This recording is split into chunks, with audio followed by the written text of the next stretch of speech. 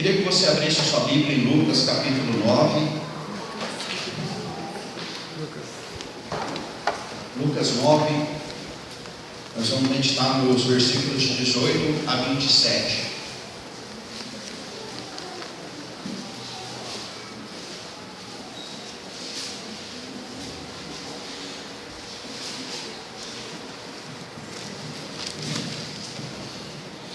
Lucas capítulo 9, de 18 a 27.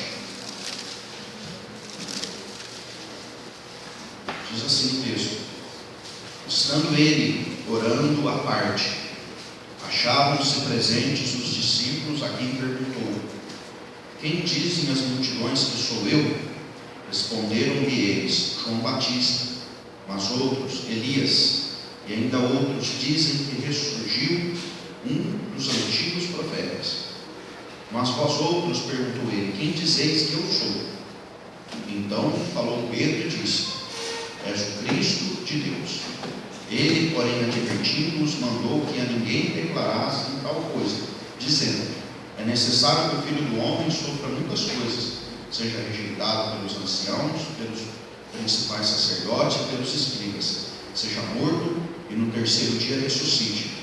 Dizia a todos: se alguém quer vir após mim, a si mesmo se negue dia a dia, tome a sua cruz e siga. Pois quem quiser salvar a sua vida, perdê-la. Quem perder a vida por minha causa, esse a salvará. Que aproveita o homem ganhar o mundo inteiro, se vier a perder-se ou causar dano a si mesmo? Porque qualquer que de mim e das minhas palavras se envergonhar, dele se envergonhará o Filho do Homem, quando vier na sua glória e na do Pai e dos santos anjos. Verdadeiramente vos digo, alguns há dos que aqui se encontram que de maneira nenhuma passaram pela morte, até que vejam o reino de Deus. Vamos orar. Deus, eu te peço que neste momento que nós abrimos a tua palavra para meditarmos, que o Senhor fale conosco através do teu Santo Espírito.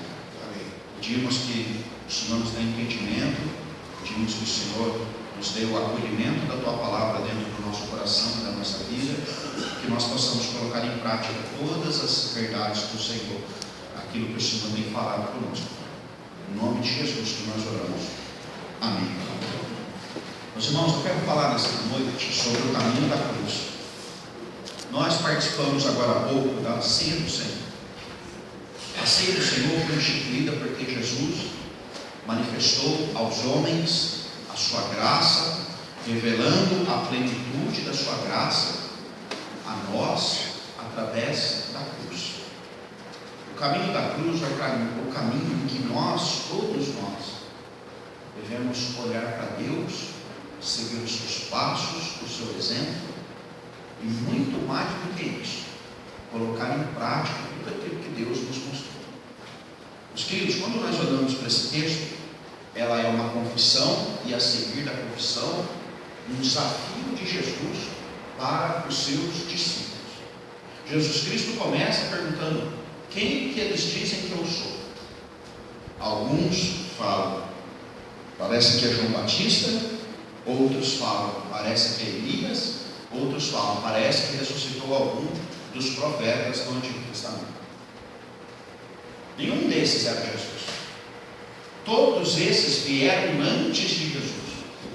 Todos esses vieram apontando aquilo que viria após eles, que era muito maior. Os profetas manifestavam, através da sua palavra, verdades que não eram propriamente deles. Elias, João Batista e tantos outros profetas como Isaías, Jeremias, Ezequiel, grandes homens do Antigo Testamento, traziam palavras acerca daquele que viria após eles e que era muito maior do que eles. Então o caminho da cruz deve ser, nós ao andarmos neste caminho da cruz, nós devemos tomar aquilo que todos os profetas tomaram sobre a sua vida: a humildade de reconhecer que eram pequenos demais e que viria alguém após eles que era maior do que tudo. Meus queridos, quando nós pensamos na nossa vida, e quando nós pensamos no caminho que nós tomamos na nossa vida, de escolhas, de decisões, de palavras, de ações e de pensamentos, todos nós nos condicionamos a que nós somos pequenos diante de toda a grandeza do nosso Deus. Meus queridos, diante de Deus não há espaço para o engrandecimento próprio. Diante de Deus não há espaço para minha autoexaltação. Diante de Deus não há espaço para eu me colocar num púlpito alto, num pedestal alto, num palanque alto, para me mostrar como sou, com minhas qualidades, com minhas virtudes. Sabe por quê? Porque grandes homens de Deus, grandes servos de Deus, como o grande profeta Elias aqui mencionado, e o grande homem João Batista, que o próprio Jesus disse, que de nascidos de mulher não havia ninguém maior do que ele.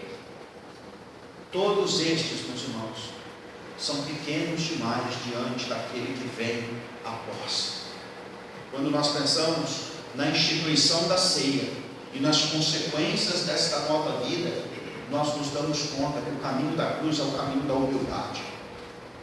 Jesus Cristo continua suas palavras dizendo assim: e vocês, quem dizem que eu sou?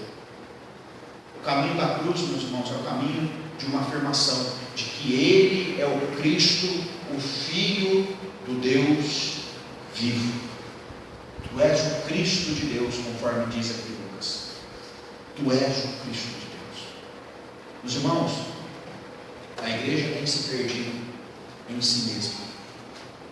A igreja tem olhado muito para o seu umbigo. A igreja tem olhado muito para os seus valores. A igreja tem olhado muito para os seus números. A igreja tem olhado muito para as suas conquistas. Meus queridos, tudo que nós fazemos como igreja é para exaltarmos o Cristo de Deus.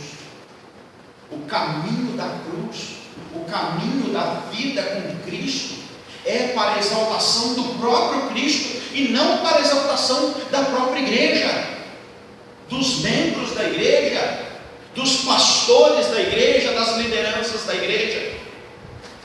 Nós temos que tomar muito cuidado, porque o caminho é muito sutil. Às vezes nós nos perdemos nos pequenos detalhes, e quando nós vamos ver lá na igreja, a igreja está se adorando a si mesma, ela está caminhando nos seus próprios caminhos e valores, e tem deixado de lado o caminho da cruz, o caminho de Cristo Jesus. Quando Jesus pergunta para os discípulos: quem vocês dizem que eu sou? Pedro confessa com a sua boca: tu és o Cristo, o Filho de Deus, ou aqui o Cristo de Deus. Meus queridos, nós sabemos quem nós somos por quem Cristo é. Nós somos discípulos deste Filho de Deus. E aí ele então diz assim: não falem isso para ninguém, porque é necessário que o Filho do Homem sofra muitas coisas, que seja rejeitado pelos anciãos, pelos principais sacerdotes e pelos escribas, seja morto e no terceiro dia ressuscite. Meus queridos, aqui neste versículo, Jesus Cristo sintetiza toda a sua missão. Ele expõe aqui em algumas palavras qual era o propósito principal dele descer da sua glória e vir até nós. É necessário, portanto, que o Filho do Homem sofra muitas coisas. Jesus Cristo sofreu, meus irmãos, como nós sofremos. Os sofrimentos de Jesus Cristo são marcas das consequências do castigo do pecado que todos nós sofremos. O pecado castiga cruelmente. Como é doloroso chorar a morte de alguém querido. Como é triste e agoniante sofrermos por conta das enfermidades, das amarguras da vida, das dores que a vida nos proporciona. Como é duro enfrentar esta vida que nós vivemos a partir do pecado do Éden e das consequências deste pecado, de sofrimento, de luta, de dor, de desespero, de marcas terríveis na nossa vida, no nosso corpo e na nossa alma. Quando diz aqui que Jesus Cristo deveria sofrer, meus irmãos, Jesus Cristo sofreu na sua vida aquilo que toda a humanidade tem sofrido, mas principalmente Jesus Cristo sofreu na sua ira, a ira na sua vida, a ira de Deus, sabendo que ele estava ali sendo maltratado, porque Deus, meus irmãos, não tolera o pecado. Ele precisava castigar, ele precisava punir, mas Jesus Cristo veio e falou assim: por mim, Senhor, eu me coloco como cordeiro que sofrerá por esta humanidade. Meus irmãos, quando nós pensamos no caminho da cruz, nós pensamos que ele, Jesus, veio para caminhar conosco em proximidade, sofrendo aquilo que todos nós deveríamos sofrer. Diz o texto ainda que ele seria rejeitado pelos anciãos, pelos principais sacerdotes e pelos escribas, ou seja, Jesus Cristo seria rejeitado por quem mais entendia da lei. Jesus Cristo foi rejeitado por quem mais esperava o Messias que vinha da parte de Deus. Ele foi rejeitado por anciãos, homens conhecedores da lei e do seu tempo. Jesus Cristo foi rejeitado pelos sacerdotes, homens que prestavam no templo culto de adoração ao nome de Deus. Jesus Cristo foi rejeitado pelos escribas, homens que tinham acesso às palavras de Deus reveladas ao povo de Israel. Os irmãos, é duro ser rejeitado, não é? É duro quando alguém olha para você com desprezo. É duro quando alguém olha para você e imagina que você não vale nada, que você não tem valor nenhum. Meus irmãos, Jesus Cristo se colocou diante do povo da promessa, povo que foi marcado pelo Senhor, e pelos seus ele foi rejeitado. O caminho da cruz não é o caminho dos holofotes, em que existe uma estrela que brilha, existe um popstar, existe um ídolo. O caminho da cruz é o caminho que nós seguimos alguém que foi rejeitado, alguém que foi humilhado, alguém que foi zombado, alguém que foi escarnecido. E diz o texto que ele seja morto e no terceiro dia ressuscite. Nós sabemos que a história de Jesus nos mostra que lá, preparando para a Páscoa, ele foi traído. Depois de tomar a ceia, um dos seus foi até soldados e entregou: este aqui é aquele que se diz filho de Deus. Numa quinta-feira à noite, Jesus Cristo foi levado para um lugar de julgamento, foi julgado de uma maneira errada, porque um julgamento não podia ser na calada da noite, e a madrugada se correu. Ele foi para os romanos, e os romanos lavaram as mãos. Então, no começo da manhã, logo que o dia raiou na sexta-feira da paixão, Jesus Cristo foi torturado, colocaram-lhe uma coroa de espinhos e fizeram ele carregar um duro madeiro até o monte da caveira do Gólgota. Irmãos, às 9 da manhã mais ou menos ele foi crucificado. Imagine a dor de pregos passando as mãos. Imagine a dor de um peso de seu corpo estar somente naqueles pregos que o sustentavam. Você já conseguiu ficar alguns minutos com a mão para o alto? Dói, não dói? É duro quando você precisa se apoiar somente num pequeno lugar, os seus pés doem, ou se você fica com as suas mãos levantadas, as suas mãos doem. Depois de ter sido duramente punido, Jesus Cristo viveu os seus últimos momentos aqui, antes da sua morte, recebendo um castigo de cruz. Meus irmãos, quando eu penso na cruz, eu me emociono. Quando eu penso na cruz, eu sei qual é o valor que Jesus Cristo dá para mim.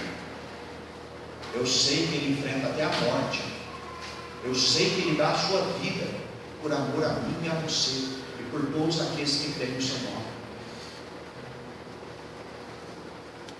Imaginar o sofrimento de Cristo na cruz nos dá a dimensão, uma pequena dimensão,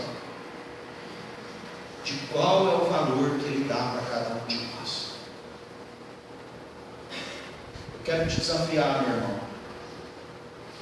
Qual é o caminho que você quer seguir? O caminho da cruz ou o caminho da religiosidade? O caminho da cruz ou o caminho da autossatisfação? O caminho da cruz ou o caminho que te agrada? Quando nós olhamos para Cristo, nós vemos aquilo que Ele sofreu por nós.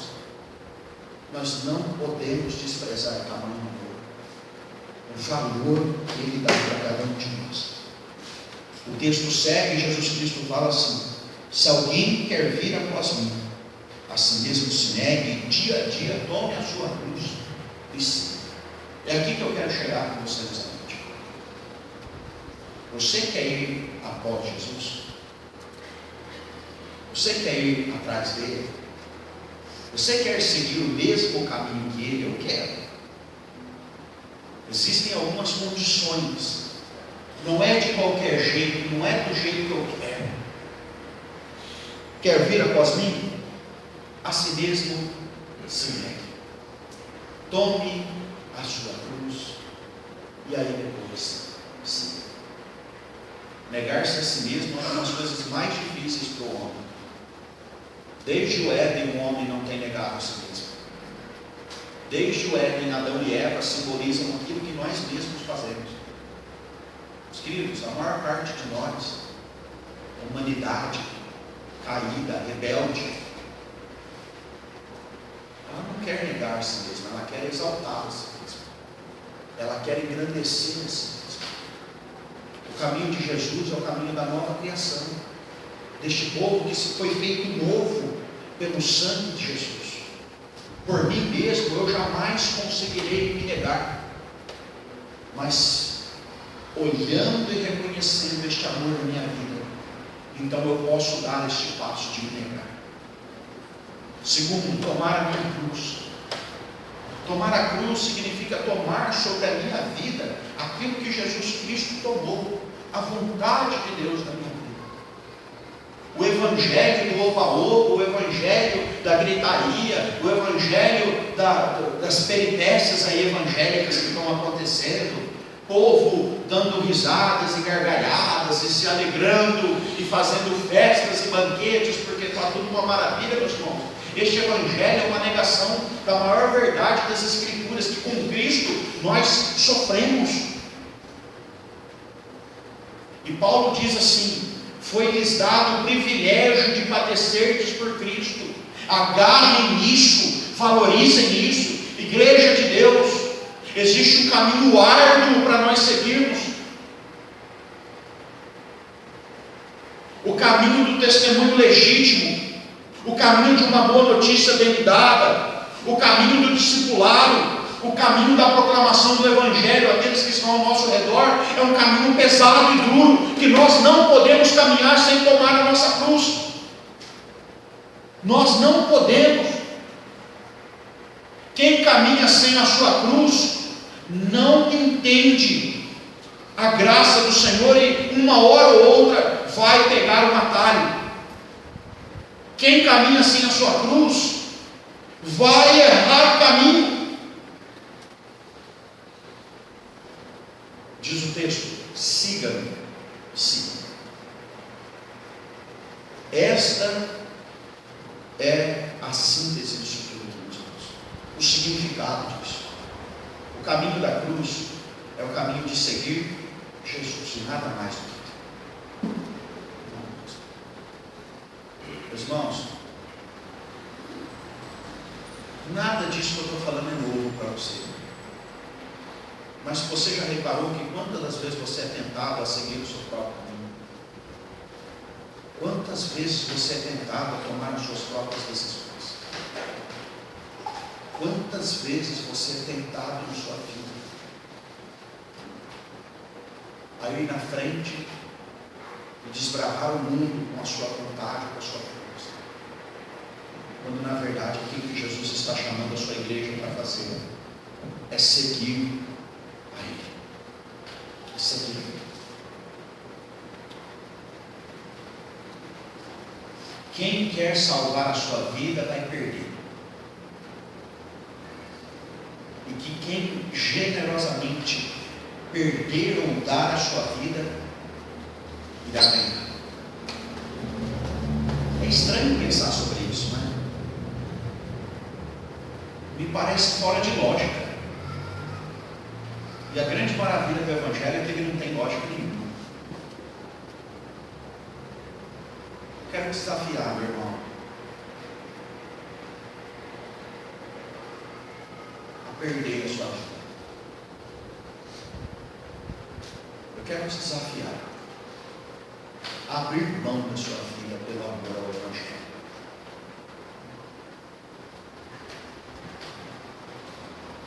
É difícil, né? Mas é o único caminho. Este é o caminho da cruz. Quem perder a sua vida, este a salvará. Meus queridos, nós estamos poupando demais a nossa vida. Nós, igreja de Cristo, nós estamos nos poupando demais por amor a nós mesmos. O desafio desta noite é: você está disposto a seguir Jesus? Você vai ter que perder algo aqui. O orgulho, a vaidade, os prazeres. Alguma coisa você vai ter que perder aqui nesta noite. É o Espírito do Senhor que vai falar conosco aquilo que nós temos que perder. Mas não existe caminho da cruz sem antes começarmos, sem começar perdendo. Quando nós perdemos a nossa vida, quando nós entregamos a nossa vida, quando nós falamos como Paulo: já não sou eu quem vivo, mas Cristo vive em mim. Quando eu abro mão da minha vida para mim mesmo, isso significa perder a vida. Abrir mão de você controlar a sua vida e dar a sua vida para Jesus, aí sim você estará salvando a sua vida. Este é o caminho, meus irmãos. Este é o caminho que Deus nos deu. O texto do versículo 25 diz: que aproveita o homem ganhar o mundo inteiro, se vier a perder ou casar com si mesmo. Mateus fala: do que adianta ganhar o mundo inteiro e perder a sua alma? Querido, do que adianta você fazer planos, sonhos, você ter expectativas para a sua vida, se Deus na sua vida está falando: me dá ela, dá a sua vida a mim, entregue a sua vida, entregue os seus sonhos, entregue os seus planos, entregue as suas necessidades, os seus anseios, as suas lutas e as suas dores. Do que adianta tentar ganhar tudo por si mesmo e na verdade ser um grande perdedor? Do que adianta? Eu quero encerrar minha palavra desafiando a olhar para dentro de si, olhar para dentro do seu coração, olhar para dentro das suas necessidades, dos seus anseios, das suas lutas e das suas dores, e se imaginar daqui para frente vivendo diferente daquilo que você viveu agora. Se imaginar se entregando mais, entregando tudo, imaginar novas escolhas, novas decisões, novos sonhos, novos planos, isso tudo com o Senhor. Quem perder a sua vida, na verdade, vai ganhá-la. Eu quero te dizer que na medida que você entrega a sua vida, na medida que você se entrega mais, na medida que você se entrega a tudo, Você deixa de ser um perdedor para ser um ganhador. Perdedores seguram, ganhadores entregam. Perdedores olham para dentro de si, ganhadores olham para Jesus. Perdedores tentam se resguardar de tudo, ganhadores se entregam em tudo. Meu querido irmão, a igreja precisa tomar uma postura diferenciada daquela que ela tem tomado ao longo dos séculos.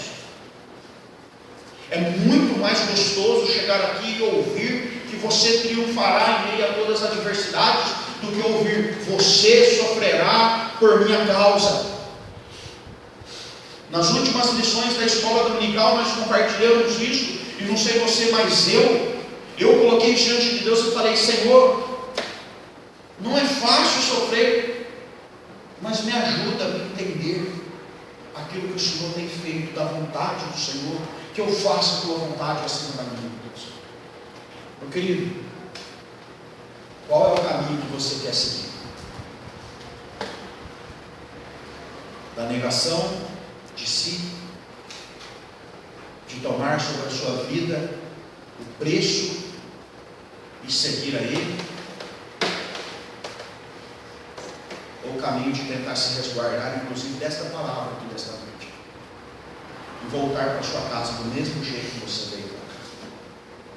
Quero te dizer, meu irmão, o Senhor está tentando endireitar os nossos caminhos. E um dos maiores erros que nós podemos cometer na vida cristã é não ir até Jesus, não deixar Ele para trás, não segui-lo entregando completamente a sua vida. Eu sempre digo duas coisas finais. Primeiro, quem já está no caminho sempre há tempo de corrigir alguns erros. Talvez você esteja no caminho de Cristo, no caminho da cruz há longos anos, mas aqui nesta noite você pode reafirmar o Senhor: eu entrego tudo a ti. Quem já está no caminho, vez ou outra, precisa corrigir alguns erros da caminho. E nós temos esta maravilhosa graça de, mesmo quando erramos, mesmo quando tentamos nos resguardar, sermos acolhidos pelo Senhor, ouvindo essas palavras: venha até mim. E uma segunda verdade: às vezes o caminho se parece muito distante de nós, muito longe. Às vezes o meu caminho já me levou para tão longe de Deus, que eu nem me lembro qual foi a última vez que eu me neguei a mim mesmo. Que eu nem me lembro qual é o preço, qual é o peso de carregar a cruz. Que às vezes eu nem me lembro mais, ou eu nem sei o que é de fato seguir a Jesus. Eu quero te dizer que nesta noite Deus pode fazer tudo novo na sua vida. Quero dizer que nesta noite, você se entregando a Ele, tudo novo pode ser feito, porque este é o caminho que Deus tem para nós. Gostaria de orar por você nesse momento. Eu gostaria que você fechasse os seus olhos.